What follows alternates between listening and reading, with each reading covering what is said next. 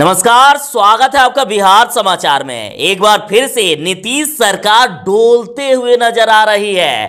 कभी भी गिर सकती है नीतीश सरकार। एक बार फिर से जीतन राम मांझी और वीआईपी प्रमुख मुकेश सहनी ने नीतीश सरकार के खिलाफ बगावत के सुर तेज कर दिए हैं। तो आज की बड़ी खबरों पर बात करने से पहले आपसे अनुरोध है, कृपया वीडियो को एक प्यारा सा लाइक अवश्य कर दीजिएगा।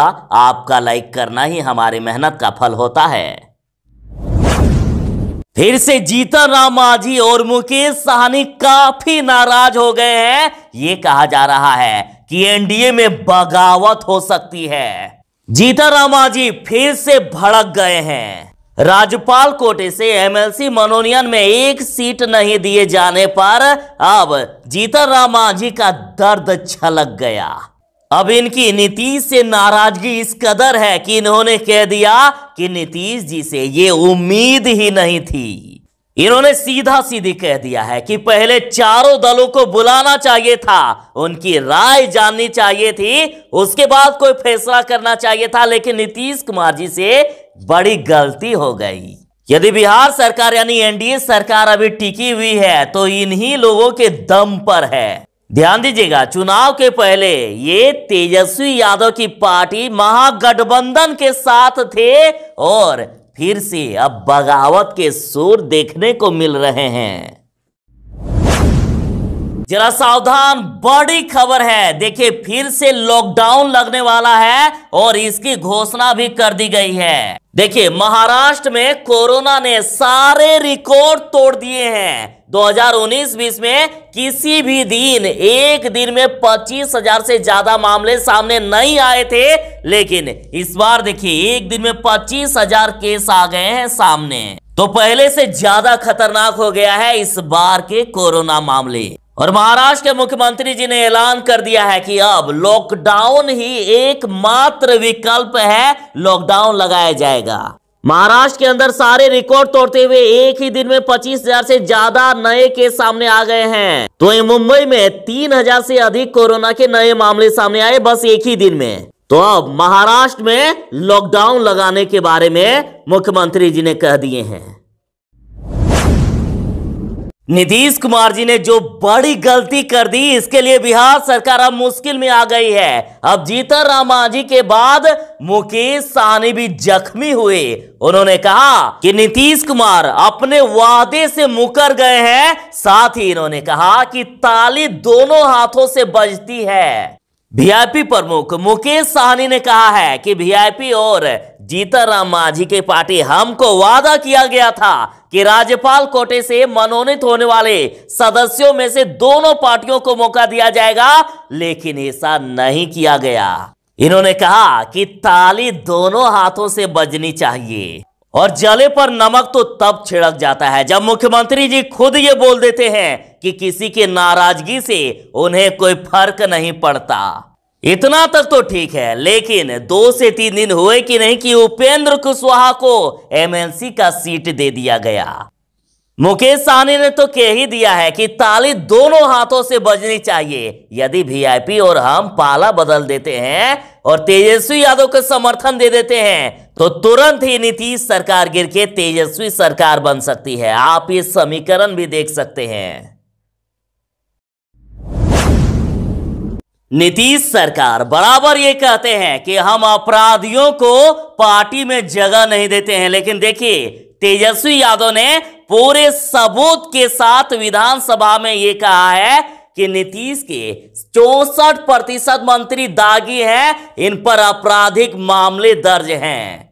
तेजस्वी ने जो सबूत पेश किए, यानी एडीआर की रिपोर्ट में साफ साफ कहा गया है कि नीतीश सरकार के आधे से ज्यादा यानी 18 मंत्री डिक्लेयर्ड क्रिमिनल केस में शामिल हैं और इसमें से 14 मंत्री ऐसे हैं जो half declared serious criminal case में शामिल हैं। मतलब 50% मंत्रियों पर हत्या और रेप जैसे गंभीर आपराधिक मामले दर्ज हैं। तो तेजस्वी यादव ने पूरा सबूत पेश कर दिया है। अब इस सरकार का क्या होगा ये कहना भी मुश्किल। नीतीश सरकार ने विधानसभा में विशेष सशस्त्र पुलिस विधेयक 2021 पेश किया है और इसे अब नीतीश सरकार का काला कानून तक कहा जा रहा है। कहा जा रहा है क्या बिहार में पुलिस राज की तैयारी है? बिना वारंट तलाशी लेगी पुलिस, बिना वारंट ही गिरफ्तारी करेगी, दोषी वर्दी वाले पर केस भी नहीं कर पाएंगे। नीतीश सरकार के इस विधेयक के अनुसार अब नीतीश कुमार की पुलिस यानी बिहार पुलिस को अब किसी भी वक्त तलाशी लेने के लिए किसी भी वारंट की जरूरत नहीं होगी, किसी को गिरफ्तार करने के लिए भी वारंट की आवश्यकता नहीं होगी। और तो और अगर किसी वर्दी वाले ने जुल्म किया तो कोर्ट भी उसके खिलाफ तब तक कोई कार्रवाई नहीं कर पाएगी जब तक बिहार सरकार मंजूरी ना दे दे। और विधानमंडल में नीतीश कुमार जी ने खुद ही ये विशेष सशस्त्र पुलिस विधेयक पेश किया है। बिहार में अभी गर्मी काफी ज्यादा बढ़ गई है ना, लेकिन बिहार में भयंकर बारिश होने वाली है, जरा सावधान देखिए इसे। मौसम विभाग ने अलर्ट जारी कर दिया है। 21 मार्च को बिहार के कुछ क्षेत्रों में आंधी चल सकती है। मीडिया रिपोर्ट के अनुसार राजधानी पटना सहित गया, नालंदा, शेखपुरा, बेगूसराय, लखीसराय, कटिहार, भागलपुर, बांका, मुंगेर, खगड़िया, जमुई और नवादा जिले के साथ अन्य जिलों में भी आंधी के साथ तेज बारिश हो सकती है। और मौसम विभाग के विशेषज्ञों की माने तो अभी गर्मी से राहत नहीं मिलने वाली है। पछुआ हवा चलने के कारण पारा में उछाल देखा जा रहा है। बिहार सरकार ने आदेश जारी किया है कि किसी भी सार्वजनिक वाहन में अश्लील गाने नहीं बजाए जाएंगे। साथ ही कोई भी गायकार बिहार में अश्लील गाने नहीं गा सकता है, गाएंगे तो उनको सलाखों के पीछे ढकेल दिया जाएगा। तो देखिए अब बीजेपी विधायक ने सदन में यह मांग की है कि भोजपुरी फिल्मों में अश्लीलता खत्म करने के लिए सबसे पहले जो बड़े हीरो हीरोइन हैं उनको जेल के पीछे भरना पड़ेगा। बिहार विधानसभा में भाजपा विधायक विनय विहारी ने कहा है कि यदि भोजपुरी गानों से अश्लीलता खत्म करनी है तो सरकार को वैसे भोजपुरी हीरो हीरोइन के साथ अश्लील गाना बनाने वालों को तुरंत ही जेल भेज देना चाहिए। इन्होंने कहा कि 2-4 बड़े भोजपुरी स्टार को यदि जेल भेजा जाता है तो इस कदम से अश्लील गाने गाने वाले में डर पैदा हो जाएगा। इन्होंने सरकार से पूछा है कि कई भाषाएं हैं फिर भी केवल भोजपुरी में ही अश्लीलता क्यों होती है। इन्होंने कहा है कि शायद ही कोई ऐसा भोजपुरी फिल्म बनती है जिसमें कहानी से लेकर गानों तक में अश्लीलता ना हो। तो चलिए एक और बड़ी खुशखबरी आ गई, जल्द ही आ सकता है बिहार कांस्टेबल भर्ती का रिजल्ट।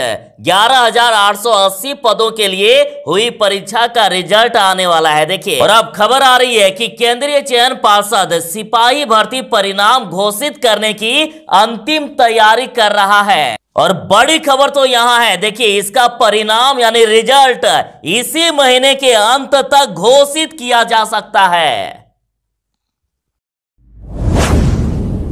देखिए दानापुर में पीपा पुल की हालत जर्जर है, दुर्घटना को दावत जैसा।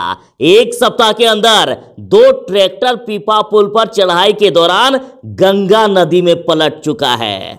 तो आरजेडी का कहना है कि बिहार में सुशासन का अर्थ है बिना अच्छे शासन, बिना राशन, बिना मुस्तैद प्रशासन, बस भर भर कर झूठा भाषण। सड़क टूटे, पुल जर्जर, बिना भवन व शिक्षक के विद्यालय, अपराध बेतहाशा, फिर भी सुशासन। कहा गया कि मुख्यमंत्री के निवास से 15 किलोमीटर दूर का पुल का जब ये हाल है तो बाकी बिहार का तो सोच ही लीजिए आप।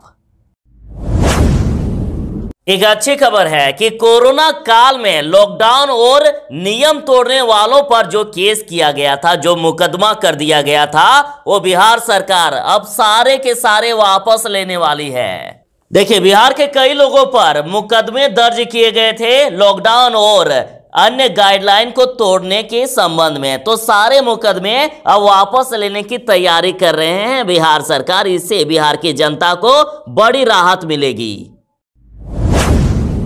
बिहार सरकार के द्वारा एक पत्र जारी कर दिया गया है। जिस प्रकार से बिहार में कोरोना के मामले बढ़ रहे हैं, उसके मद्देनजर बिहार में 15 अप्रैल तक सभी स्कूलों को बंद कर दिया गया है।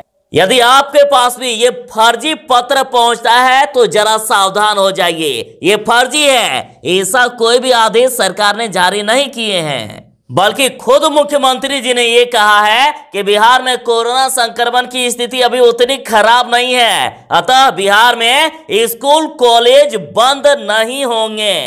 अतः ऐसे किसी भी अफवाह में आप ना फंसे और ऐसे लेटर को आप कतई वायरल ना करें। सिपाही भर्ती की परीक्षा देने गई आदिवासी युवती की रेप के बाद हत्या कर दी गई और गांव से दूर नहर में अर्धनग्न अवस्था में इनकी लाश मिली। तो इन आपराधिक घटनाओं पर आरजेडी की तरफ से कहा जा रहा है कि बिहार में अपराध की समस्या मुख्यमंत्री नीतीश कुमार के कार्यकाल में हमेशा चिंतनीय थी ही, और अब पिछले 3 से 4 साल में यह एकदम दयनीय हो गई है। बलात्कार तो इतना आम हो गया है जितना पूरे देश में कहीं भी नहीं हुआ होगा, और हालात इतनी खराब है कि बिहार पुलिस भी तभी हरकत में आती है जब वीडियो वायरल हो या हंगामा हो।